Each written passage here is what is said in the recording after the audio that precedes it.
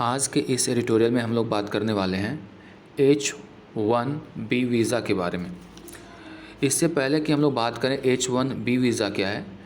आपको थोड़ा सा इसके बारे में ब्रीफ में मैं समझा देता हूँ। H1B वीज़ा प्रकाश में तब आया था जब ट्रम्प की सरकार थी। जब यहाँ ट्रम्प की सरकार थी तो उन्होंने एक नारा दिया था कि अमेरिका इज़ फॉर अमेरिकन्स, यानी अमेरिका फ़र्स्ट। उन्होंने नारा ये दिया था कि अमेरिका जो है अमेरिका वासियों के लिए है, यानी जो भी जॉब है वहाँ पे क्रिएट होते हैं वो अमेरिका वासियों पे उसका पहला हक होगा। उसी टाइम में ये जो मामला प्रकाश में आया था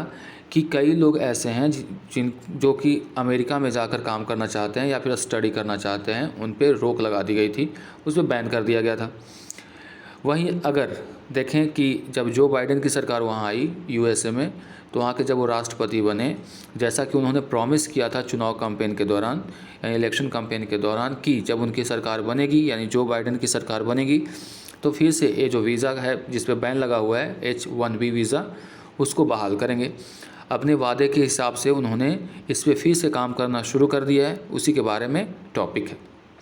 तो H1B वीज़ा दिया जाता है वैसे लोगों के लिए जो कि अमेरिका यानी यूएसए के नागरिक नहीं है, वहाँ आकर के काम करना चाहते हैं या स्टडी करना चाहते हैं, और ये मैक्सिमम 6 ईयर्स के लिए दिया जाता है। उसके बाद उसकी एक्सपायरी हो जाती है, यानी एक्सपायर कर जाता है वो। बात करते हैं इसके टाइटल की, तो लिखा हुआ है a walk back. A walk back का मतलब होता है पुनः पीछे हट जाना, यानी कह सकते हो कि विड्रॉ कर लेना, पुल आउट कर लेना। किसके बारे में बात हो रही है? On expiry of H1B visa ban, यानी जो H1B वीज़ा बैन पे जो एक्सपायर होने वाला था 31 मार्च को एक्सपायर करने वाला था, तो उस पर वापस विड्रॉ कर लिया उस फैसले को, यानी जो बैन है उसको हटा दिया गया है, ये कहना चाह रहा है। आगे बढ़ते हैं। लिखा हुआ है बाइडेन शोज़, बाइडेन दर्शाते हैं इंटेंट, अपना इरादा, on reworking immigration rules. Immigration का मतलब होता है प्रवासी, यानी जब आप अपने देश को छोड़ करके दूसरे देश में जाकर के सेटल होने की कोशिश करते हो या फिर वहाँ पे अपना बिजनेस या किसी तरह का काम करना शुरू करते हो, वहाँ के जॉब करना शुरू करते हो, तो इमिग्रेशन कहलाता है। यानी प्रवास से रिलेटेड जो रूल्स हैं उस पर फिर से काम करके जो बाइडेन ने अपना इरादा दर्शा दिया है। और इसके लिए उन्होंने क्या किया है, उन्होंने एक्सटेंड नहीं किया है किस चीज़ को, H1B वीज़ा का पर जो बैन लगा हुआ था उसको एक्सटेंड ना करके, उसको आगे ना बढ़ा करके, यानी बैन को जो प्रतिबंध लगा हुआ था उसको आगे ना बढ़ा करके जो बाइडेन ने अपना इरादा जाहिर कर दिया है कि जो इमिग्रेशन का रूल है उस पर वो फिर से विचार करेंगे, फिर से काम करेंगे। ठीक है, आगे बढ़ते हैं। लिखा हुआ है president Joe Biden allowed a ban on issuance of H1B visas for skilled workers to lapse at the end of March 2021। यानी जो बाइडेन है वहाँ के प्रेसिडेंट, उन्होंने अलाउ कर दिया है कि वो ऐसे वीज़ा जो 31 मार्च 2021 को जो एक्सपायर कर रहे थे, लैप्स कर रहे थे, लैप्स का मतलब यहाँ पे एक्सपायर कर रहे थे, उनको क्या करना है, वो उसको कंटिन्यू करना है, यानी उसको उस पर बैन नहीं लगाना है। अब मूव सिग्नलिंग, ये जो मूव है, कदम, मूव का मतलब यहाँ पे है कदम, ये जो कदम है वो इशारा करता है, क्या इशारा करता है, हिज इंटेंट, उनके इरादा, यानी ये जो कदम उठाया गया है वो उनके इरादा को क्या करता है, इंडिकेट करता है, जाहिर करता है। Articulated as a campaign promise last year. Articulate करने का मतलब यहाँ पे समझ सकते हो जिसको उससे जोड़ करके देखा जा सकता है, जो उन्होंने वादा किया था किसके दौरान, इलेक्शन कैंपेन के दौरान जो उन्होंने वादा किया था उससे जोड़ करके आर्टिकुलेट किया जा सकता है, यानी देखा जा सकता है इसको। उन्होंने क्या कहा था कि to pull the US back from the harsh immigration rules imposed by the predecessor Donald Trump,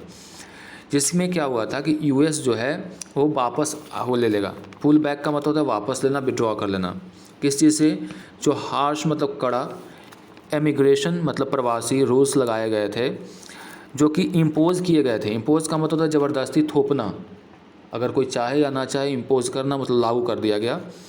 by his predecessor उसको बोलते हैं जो आपसे पहले कार्य कर चुका होता है, डोनाल्ड ट्रम्प, यानी डोनाल्ड ट्रम्प के द्वारा जो हार्श इमिग्रेशन के रूल थोपे गए थे उससे विड्रॉ करने का काम करेगा US जैसा प्रॉमिस किया गया था इलेक्शन कैंपेन के दौरान जो बाइडेन के द्वारा। बाइडेन एक्शन, जो बाइडेन का एक्शन है, विल हैव अ सिग्निफिकेंट, वो रखेगा क्या, एक significant and favourable impact. Impact का मतलब प्रभाव, यानी इससे जो बाइडेन का जो एक्शन है, जो कदम उठाया गया है, इसका एक क्या होगा, सिग्निफिकेंट और फेवरेबल इम्पैक्ट होगा, प्रभाव होगा। सिग्निफिकेंट का महत्वपूर्ण होता है, इम्पॉर्टेंट कह सकते हो, और फेवरेबल का मतलब होता है अनुकूल प्रभाव पड़ेगा। किसके लिए, फॉर इंडियन नेशनल्स, जो भारतवासी हैं उनके लिए। जो चाहते हैं, सीकिंग का मतलब जो चाहते हैं, वांट होता है। Employment with US tech firms, जो चाहते हैं एम्प्लॉयमेंट का मतलब रोज़गार, किसके साथ, विथ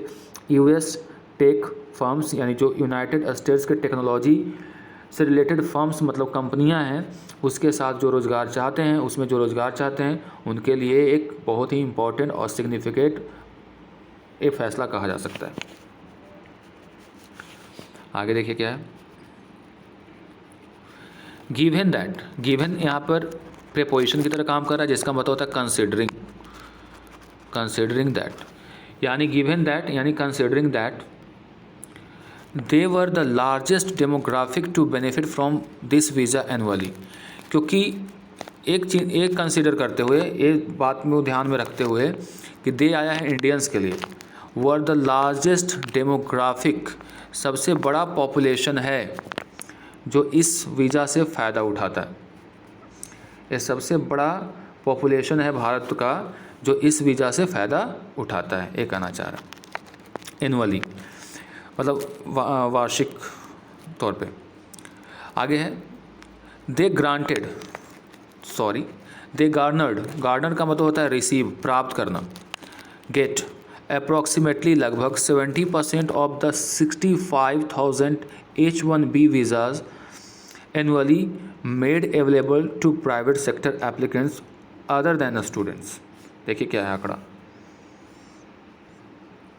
आंकड़ा कहता है कि जो भारतीय लोग हैं वो प्राप्त करते हैं, गार्नर्ड का मतलब प्राप्त किए, कितना, लगभग 70% ऑफ द 65,000 H1B वीज़ा जो एनुअली जारी किए जाते हैं प्राइवेट सेक्टर एप्लीकेंट्स के लिए अदर देन स्टूडेंट को छोड़ करके, जो केवल प्राइवेट सेक्टर में काम करने वाले एप्लीकेंट्स के लिए जो जारी किए जाते हैं करीब 65,000 H1B वीज़ाज, उसमें से 70% कि कौन प्राप्त कर लेते हैं, भारतीय प्राप्त करते हैं। बाय सम एस्टिमेट्स, कुछ अनुमान के अनुसार H1B visas applicants up to 2,19,000 workers were likely blocked as a result of mister Trump's proclamation last June. एक आकलन के अनुसार जो H1B वीज़ा के एप्लीकेंट्स हैं, जिनकी संख्या लगभग 2,19,000 हैं, ऐसे वर्कर्स हैं जो कि संभावित थे, कैसा हो जाएगा क्या, कि उनके जो वीज़ाज होंगे वो ब्लॉक हो जाएंगे। किसके परिणाम स्वरूप, ट्रम्प्स के प्रोक्लेमेशन का मतलब होता है अनाउंसमेंट, यानी अनाउंसमेंट घोषणा के बाद, यानी जो ट्रम्प्स ने घोषणा की थी लास्ट जून में, उनके घोषणा के अनुसार 2,19,000 ऐसे वर्कर्स थे जिनकी वीज़ा जो है वो ब्लॉक हो जाती। Halting the progressing and issuance of non immigrant work visas of several types. और ये हॉल्ट का मतलब होता है रुकावट पैदा हो जाता, किस पर, प्रोसेसिंग और इशूइंग, जो नए जो नॉन इमिग्रेंट वर्क वीज़ाज हैं उससे कई टाइप्स पे क्या हो जाता, हॉल्ट लग जाता, यानी वो थोड़े समय के लिए उसमें रुकावट पैदा हो जाती। द स्टेटेड एम, यानी जो बात ऊपर में कही गई थी ट्रम्प के द्वारा, उसका एम क्या था, मकसद क्या था, was to prevent foreign workers. Prevent का मतलब होता है रोकना, किसको रोकना, फॉरेन वर्कर्स के, जो बाहर से आते हैं, दूसरे देशों से आते हैं, वैसे वर्कर्स को रोकना, from concerning cornering jobs, cornering है यहाँ पे, कॉर्नरिंग का मतलब होता है प्राप्त करना, jobs in the context of the economic distress associated with the covid pandemic. जो पर्पस था, जो एम था, जो इरादा था, जो ऐसा इसलिए किया गया था, यानी H1B वीज़ा पे बैन इसलिए लगाया गया था, टू प्रिवेंट मतलब रोकना, फॉरेन वर्कर्स को जो जॉब प्राप्त करते हैं, क्या देखते हुए, in context of economic distress, जो आर्थिक स्थिति जो डिस्ट्रेस्ड हो गई थी, चिंताजनक विषय बन गया था, कोविड-19 पैंडेमिक के कारण, उसमें वैसी स्थिति से उबारने के लिए फ़ैसला लिया गया था ट्रंप के द्वारा। यानी ट्रंप चाहते थे कि अगर बाहरी लोग अगर काम करेंगे तो यहाँ के जो लोग हैं, कोविड-19 के बाद जो इकोनॉमिक डिस्ट्रेस पैदा हुआ है, वैसी स्थिति में उन लोगों को जॉब नहीं मिल पाएगा। इसलिए उन्होंने बैन लगा दिया और कहा था कि ये सारे जो जॉब्स होंगे वो जो यहाँ के निवासी हैं उनके लिए होंगे। 8 फिर भी दिस रेज जेन्यून क्वेश्चंस, फिर भी एक सवाल उससे उठता है और वो सवाल क्या है, जायज़ है। अबाउट वेदर, सवाल ये है कि whether such rules would set back, इस तरह के जो रूल हैं वो सेट बैक करेंगे, यानी हर्डल बनेंगे। हर्डल का मतलब होता है बाधा बनेंगे। The US India relationship, Bharat और जो अमेरिका है उसके बीच में जो रिलेशनशिप है उसमें इस तरह के फैसले से क्या किसी प्रकार का कोई हर्डल पैदा होगा, रुकावट पैदा होगा। By impacting Indian IT services exported to the US, वैसे इंडियन IT सर्विसेज जो इंफॉर्मेशन टेक्नोलॉजी से रिलेटेड जो सर्विसेज हैं जो भारत एक्सपोर्ट करता है अमेरिका को, उसको लेकर के किसी प्रकार का कोई हर्डल पैदा होगा, रुकावट पैदा हो जाएगी इस तरह के फैसले से, ये सवाल जायज़ है। और जो IT सर्विसेज जो एक्सपोर्ट करता है भारत, उसका आंकड़ा यहाँ पे दिया हुआ है। दिस टोटल अप्रॉक्सीमेटली $29.7 बिलियन, इतना IT सर्विसेज वो एक्सपोर्ट करता है भारत अमेरिका को। इन 2019 का ये आंकड़ा है जो कि 3% मोर देन 2018 है, जो कि 2018 से 3% ज़्यादा हुआ है 2019 में। IT जो सर्विसेज हैं, इंफॉर्मेशन टेक्नोलॉजी से रिलेटेड जो सर्विसेज है जो भारत एक्सपोर्ट करता है अमेरिका को, उसके आंकड़ा को अगर देखें तो 18 से और 19 के बीच में अगर कंपेयर करें तो 3% ज़्यादा हुआ है। और ये 3% करीब कितना है, $864 मिलियन के, यानी $864 मिलियन के बराबर है 3%। And 143% greater than 2009 levels. अगर 2009 से अगर हम लोग इसकी तुलना करें तो कहा गया कि ये कितना है, करीब 143% ग्रेटर है 2009 के तुलना में। Not only did the CEO of silicon valley, न केवल जो CEO हैं सिलिकॉन वैली क्या है, सिलिकॉन वैली वहाँ पे एक समझ लो कि एक हब होता है, हब है जो कि टेक्नोलॉजी से रिलेटेड चीज़ों को वहाँ पे एक जगह पे उसका एक अड्डा बनाया हुआ है, हब बनाया हुआ है। अगर आप देखें तो इसको ऐसे समझ सकते हैं, Silicon Valley is the home to the largest technology corporations, जो सबसे बड़े जो टेक्नोलॉजी से रिलेटेड जो कॉरपोरेशंस हैं उसका एक हब है, घर है वहाँ पे, ये है US में। और डिटेल में अगर आप जाएंगे तो ये जो लोकेटेड है वो नॉर्दर्न रीजन में है, कैलिफोर्निया, वहाँ पे लोकेटेड है। वहाँ पे एक एरिया है या फिर एक रीजन कह लो, सैन फ्रांसिस्को यहाँ पे है। ये पूरा का पूरा जो एरिया है वो हब है टेक्नोलॉजी का, और कई लोग वहाँ पे जॉब प्राप्त करते हैं। तो कहा जा रहा है कि ना केवल CEO जो सिलिकॉन वैली के जो CEO हैं टेक टाइटन्स, टाइटन वर्ड का मतलब आप समझिएगा, टेक टाइटन है जो देख रहे हैं आप, टेक्नोलॉजी में जो महारत हासिल किए हुए हैं, जो बड़े पद पर हैं, ना केवल उन्होंने प्रोटेस्ट किया, यहाँ पे प्रोटेस्ट लिखा हुआ है, प्रोटेस्ट का मतलब तो जानते हैं आप, मतलब उसका विरोध किया।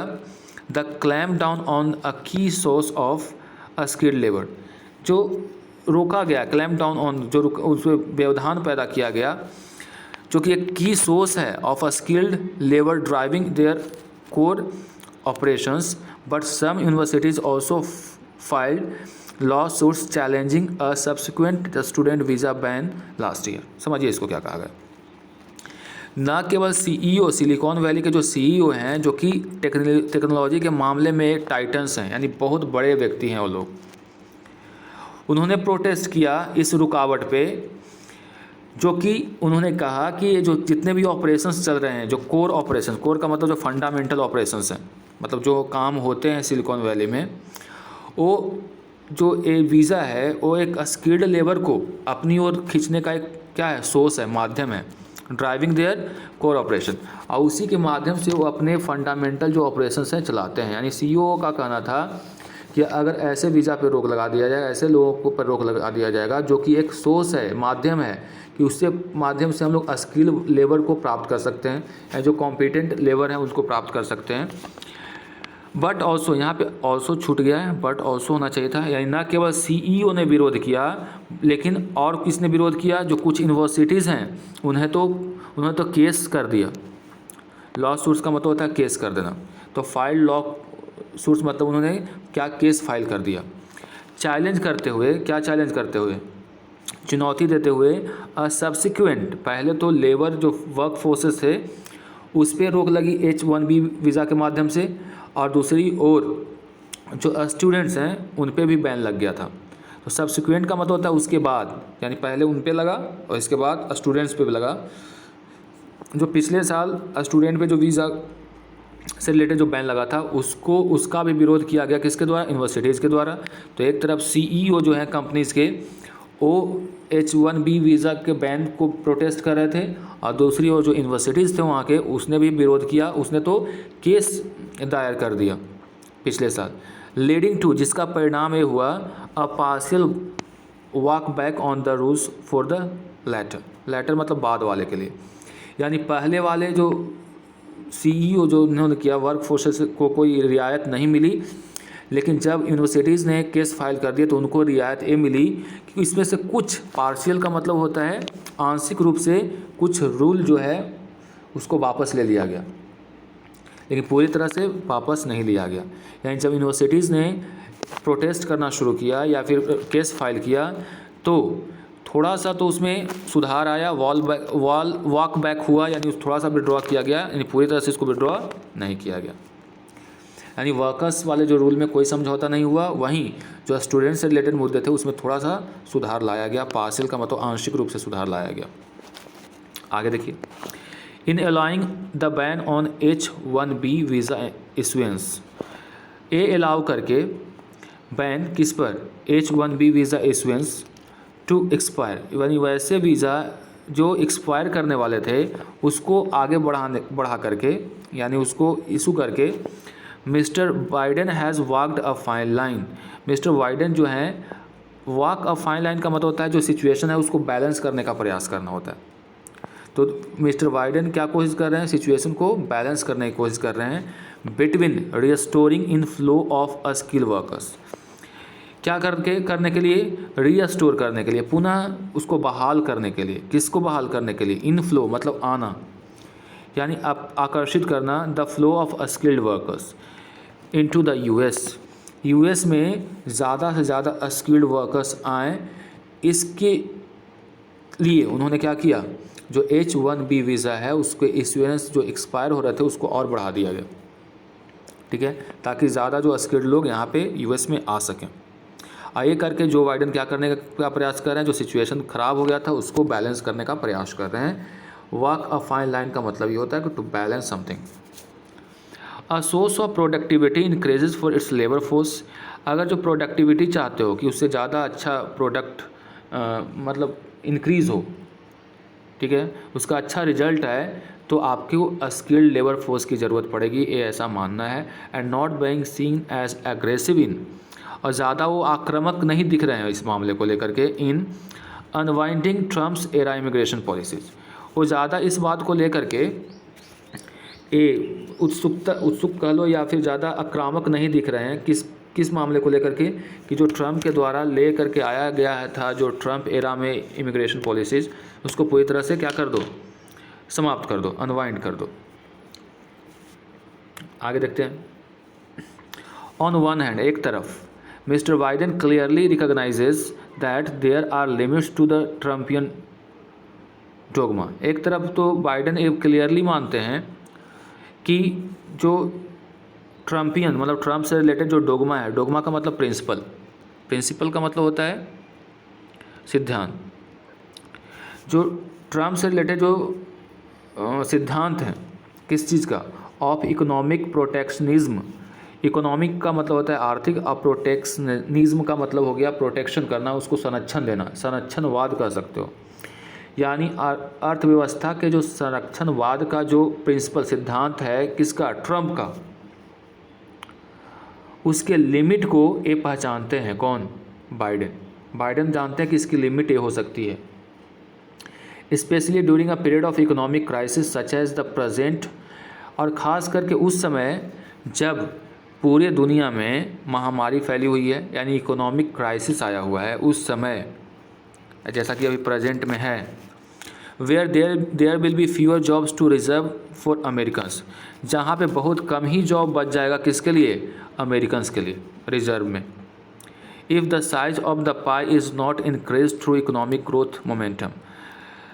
अगर साइज ऑफ द पाई का मतलब होता है इकोनॉमिक का जो विस्तार नहीं होगा, साइज ऑफ द पाई का मतलब इकोनॉमी का अगर विस्तार नहीं होगा, तब ये कैसे होगा, इकोनॉमिक ग्रोथ मोमेंटम के द्वारा, तब तक जो अमेरिका के जो लोग हैं उनको भी जॉब देना मुश्किल होगा। ये मानते हैं कौन, Joe Biden. Momentum build on a diverse and skilled workforce, ये जो मोमेंटम कब कैसे आएगा, जब ये तभी हो पाएगा जब यहाँ पे अलग अलग तरह के वर्कफोर्स, डाइवर्स का मतलब डिफरेंट, और अस्किल्ड का मतलब होता है जो बहुत व्यापक तौर पे किसी चीज़ में जानकारी रखता हो, एक्सपीरियंस्ड होता हो या कॉम्पिटेंट हो, वैसे वर्कफोर्स यानी लोग तब तक जब तक नहीं आएंगे तब तक इकोनॉमिक ग्रोथ को मोमेंटम नहीं दिया जा सकता है। फिर से समझते हैं क्या कहना चाह रहे हैं ये जो बाइडेन एक तरफ तो रिकॉग्नाइज़ करते हैं कि जो ट्रम्प की जो कहना था कि जो इकोनॉमी को प्रोटेक्ट करने के लिए हम लोगों को अमेरिका फर्स्ट का नारा बुलंद करना होगा, यानी पहले जॉब अमेरिकन्स को देना होगा, ठीक है। तो उसका ये लिमिट ये समझते हैं कौन, जो बाइडेन जानते हैं कि उनका एक कुछ हद तक उनका जो सिद्धांत है, डोगमा है, वो ठीक है, बट ये भी बात वो मानते हैं कि आप जॉब तब तक नहीं दे सकते हो सारे लोगों को जब तक आप एक्सपेंसन नहीं करोगे इकोनॉमिक में। इकोनॉमी में एक्सपेंसन करने के लिए ज़रूरी है कि स्किल्ड और अलग अलग तरह के वर्कफोर्स हैं, तभी इकोनॉमी में मोमेंटम आ सकता है, ग्रोथ आ सकता है। ये बात मानते हैं जो बाइडेन। नेवरथलेस मतलब हालांकि इसके बावजूद भी कह सकते हो, the Biden White House has clearly not forgotten the nearly 74 million votes for mister Trump in 2020 presidential election. Nevertheless फिर भी जो बाइडेन है ये बात को नहीं भूले हैं, किस बात को, कि 74 मिलियन ऐसे वोटर्स हैं जिन्होंने किसको सपोर्ट किया, ट्रंप को सपोर्ट किया था प्रेसिडेंशियल इलेक्शन में 2020 में जो हुआ। यानी कहना ये चाह रहा है एडिटोरियल कि इतने लोग ऐसे हैं जो कम से कम ये मानते हैं कि जो ट्रंप बोलते थे, जिनकी वो फिलॉसफी थी, प्रिंसिपल ये था कि इकोनॉमी में यानी कोई जॉब क्रिएशन होता है तो उस पर अमेरिका का हक होना चाहिए। कम से कम उनके जो इस विचारधारा के सपोर्टर 74 मिलियन पीपल तो है ना, जो कि ट्रंप के प्रिंसिपल यानी सिद्धांत को फॉलो करते हैं, एडिटोरियल कहता है। तो इस बात को भी बाइडेन नहीं भूले हैं कि इतने लोग ऐसे हैं जो ट्रंप जो बोलते थे यानी उनकी विचारधारा के समर्थक हैं। अ फैक्ट दैट, एक सच्चाई, that perhaps makes it unwise to explicitly reject the America's first ideology. एक ऐसा करा कि वास्तव में ये जो फैक्ट है, दैट परहैप्स शायद, मेक्स इट शायद ये इसको क्या कर लेता है, अनवाइज कर देता है, यानी not wise, unwise, to explicitly मतलब होता है clearly, reject the America first ideology. ये कुछ बातें हैं जो कि एक अनवाइज है, ये कर देना कि पूरी तरह से जो अमेरिका फर्स्ट की जो आइडियोलॉजी है, सिद्धांत है, उसको नकार देना। यानी कहा यह जा रहा है कि कम से कम 74 मिलियन लोग ऐसे हैं जो ट्रंप के सपोर्टर हैं, जो मानते हैं कि अमेरिका फर्स्ट वाला जो नारा दिया हुआ था वो सही है। तो इतना जल्दी यानी इतना आप स्पष्ट रूप से ये आप नकार नहीं सकते हो, उसको रिजेक्ट नहीं कर सकते हो कि जो आइडियोलॉजी ट्रंप ने दिया था वो बिल्कुल ही गलत था। इवन इफ मतलब फिर भी that motto is no longer alluded to on Pennsylvania Avenue, लेकिन फिर भी जो वो मोटो था उनका कि अमेरिका फर्स्ट वाला जो मोटो था, is no longer alluded to, जिसको आप पूरी तरह उससे जोड़ करके नहीं देख सकते हो, किसके साथ, पेनिसिल्वानिया एवेन्यू, पेनिसिल्वानिया एवेन्यूज़ का शब्द का प्रयोग किया गया है वाइट हाउस से, क्योंकि ये जो एवेन्यू है जहाँ पे वाइट हाउस स्थित है। यानी इस फैसले को आप पूरी तरह से जो मोटो है वाइट हाउस का यानी वाइडन का, उससे इसको एल्यूड नहीं कर सकते हो, जोड़ नहीं सकते हो। It would in his regard, sorry, it would in this regard, इस रिगार्ड में, इस मसले पर, बी रीजनेबल टू एक्सपेक्ट, ए होगा उचित, रीजनेबल का मतलब उचित, टू एक्सपेक्ट आशा करना, दैट की द वाइडन एडमिनिस्ट्रेशन, जो वाइडन की एडमिनिस्ट्रेशन है, विल कंटिन्यू, जो जारी रहेगा, टू पुश, पुश का मतलब आगे बढ़ाना, स्टिमुलेट करना, ग्रेजुअल रिफॉर्म्स यानी रिफॉर्म्स को आगे बढ़ाता रहेगा धीरे धीरे, दैट नज, नज का मतलब भी वही होता है पुश करना यानी किसी को आगे बढ़ाना, स्टिमुलेट करना, द यूएस इकोनॉमी, जो यूएस के या यूनाइटेड स्टेट्स की जो इकोनॉमी है उसको क्या करेगा, पुश करेगा यानी उसको आगे बढ़ाने की कोशिश करेगा। And global strategic position back towards an ethos, और ग्लोबल स्ट्रेटजिक, एक वैश्विक स्ट्रेटजी बनाई जाएगी, प्लान बनाई जाएगी, पोजीशन बैक, फिर से वापस आ जाना अपने पोजीशन पे, टुवर्ड एन इथोस ऑफ, किस तरफ, एन इथोस मतलब होता है मोराल, ऑफ मल्टीलैटरल कॉरपोरेशन, एक मल्टीलैटरल का मतलब होता है बहुपक्षीय, कॉरपोरेशन का मतलब संबंध, एंड बायलैटरल प्रोग्रेस यानी द्विपक्षीय जो प्रोग्रेस है, विद कंट्रीज़, उन देशों के साथ, सच एज इंडिया, जो भारत, जैसा कि भारत, वाइल हाउएवर, हालांकि,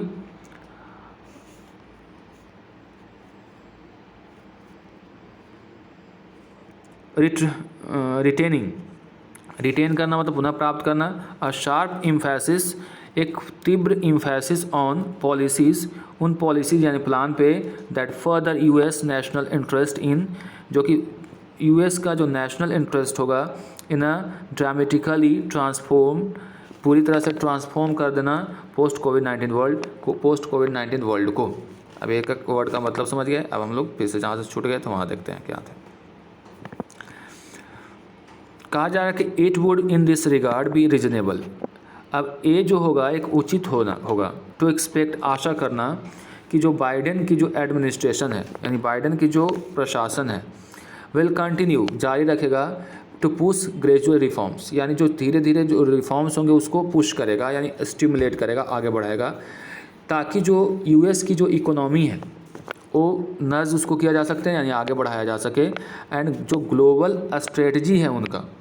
प्लान है क्या करने का, कि पोजीशन बैक, फिर से जहाँ पे थे आप, जैसा आप अमेरिका पहले से राज करता है सारे देशों पे, वैसे पोजीशन पे लाने का, towards an ethos of multilateral cooperation, और ये किस माध्यम से होगा, कि जो हमारा मोरल होता है ना, सिद्धांत है, मल्टीनेशनल कॉपरेशन के माध्यम से, बायलैटरल प्रोग्रेस के माध्यम से, कुछ ऐसे देशों के साथ जैसे कि भारत के साथ अच्छे संबंध स्थापित करके अपने पोजीशन को प्राप्त किया जा सकता है। और इस पे हालांकि सबसे ज़्यादा इम्फेसिस इस बात पे रहा, या इम्फेसिस ऑन मतलब जोर रहा, कि जो पॉलिसीज़ हैं that further US national interest, जो कि यूएस नेशनल के इंटरेस्ट में है, उनकी इच्छा में है, in a dramatically transform post COVID world, यानी यूएस के जो नेशनल इंटरेस्ट है उसमें जो कोविड-19 के बाद से उत्पन्न हुई स्थिति है उसको कैसे रिटेन किया जाए, उसको कैसे रोका जाए, उसको कैसे प्राप्त किया जाए, उस पर सबसे ज़्यादा जोर रहेगा। यानी कहना यह चाह रहा है कि एक तरफ जो ट्रम्प थे उनका बस इतना मानना था कि अमेरिकन्स के लिए होता है, और जो भी जॉब होंगे, क्योंकि जॉब कोविड-19 की वजह से कई लोगों के चले गए हैं, तो सबसे पहले जो अमेरिकन होंगे उनको जॉब मिलेगा, उसके बाद आप दूसरे को देंगे, ठीक है। लेकिन यहाँ पे जो बात है दोनों कॉन्ट्राडिक्टरी है। वहीं जो बाइडेन सोचते हैं कि पहले तो आप इकोनॉमी को एक्सपैंड करो, एक्सपैंड करना मतलब उसको और थोड़ा विस्तारित करो,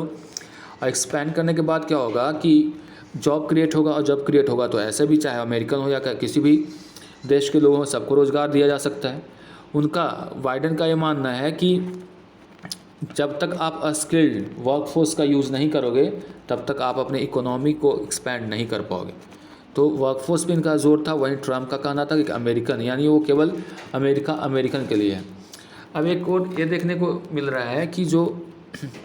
ट्रम्प हैं उनका कहना बिल्कुल गलत था। ये बात से भी पूरी तरह से नकारा या रिजेक्ट नहीं किया जा सकता है बाइडेन के द्वारा, क्योंकि वो जानते हैं कि 74 मिलियन ऐसे लोग हैं जो कि मिस्टर ट्रम्प को वोट दिए थे 2020 के प्रेसिडेंशियल इलेक्शन में। तो उनकी बात, कम से कम इतने लोग तो उनके साथ थे, और जब इतने लोगों की विश्वास है, उनकी आइडियोलॉजी में विश्वास करते हैं, तो जो ट्रम्प की फ़िलॉसफी है या फिर ट्रम्प का जो आइडियोलॉजी है उसको पूरी तरह से नकारा नहीं जा सकता है। That's all for today. आप इसके जितने भी वर्ड्स हैं या वोकैब्स हैं उनको आप अच्छी तरह से पढ़ लीजिएगा। मिलते हैं हम लोग अगले एडिटोरियल में। Till then, good bye.